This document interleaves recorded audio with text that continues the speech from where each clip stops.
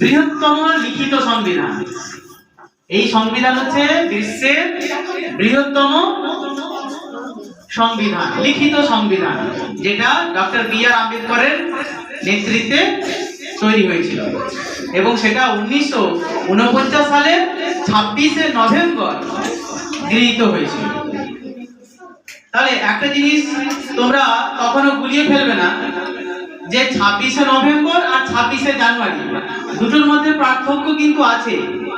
26শে November এই সংবিধান আমাদের গ্রহণ করা হয়েছিল 1949 সালে, আর 1950 সালে 26শে জানুয়ারি এই সংবিধান কার্যকরী হয়েছিল এবং সেই দিন ভারতবর্ষ এক গণতান্ত্রিক প্রজাতন্ত্র অর্থাৎ সাধারণতন্ত্র রাষ্ট্রে পরিণত হয়েছিল।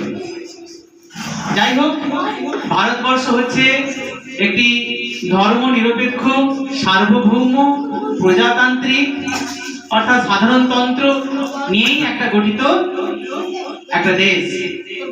এই দেশের একটা নির্দিষ্ট আইন রয়েছে, এই দেশে নির্দিষ্ট জাতীয় পতাকা রয়েছে।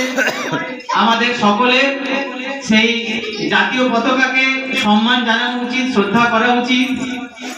এই স্বাধীনতা অর্জন করার জন্য যে সমস্ত মানুষ শহীদ হয়েছেন, সমস্ত স্বাধীনতা সংগ্রামীদের আমাদের শ্রদ্ধা ভক্তি করা উচিত এবং সর্বোপরি ভারতবর্ষের যে আইন রয়েছে সেই আইনকে আমাদের শ্রদ্ধা করা উচিত এবং সেই আইনকে মেনে চলা উচিত। আমরা আইনকে কখনো বুড়ো আঙুল দেখিয়ে আমরা যা খুশি তাই করতে পারি না। আমরা সকলেই ভারতবাসী, ভারতবর্ষের নাগরিক, সেই কারণে আমাদের সকলের উচিত ভারতবর্ষের এই যে সংবিধান সেই সংবিধানকে সম্মান করা এবং শুধু সম্মান করা নয়, মেনেও চলতে হবে। আমি আমার এই ক্ষুদ্র বক্তব্য এখানে শেষ করছি।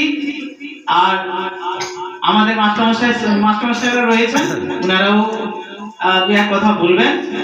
তোমরা ছোট আছো, এখনো হয়তো অনেক কিছু আইনের সম্পর্কে জানো না, তবু জানা উচিত। সমস্ত আইনগুলো সম্পর্কে আমাদের বোঝা উচিত এবং মানুষকেও বোঝানো উচিত, তবেই আমরা একজন সুনাগরিক হতে পারবো। যাই হোক, তোমরা সকলে ভালো থেকো, ভারতবর্ষের আইনকে মেনে চলো এবং ভারতবাসী হিসাবে নিজেদেরকে গর্বিত মনে করো।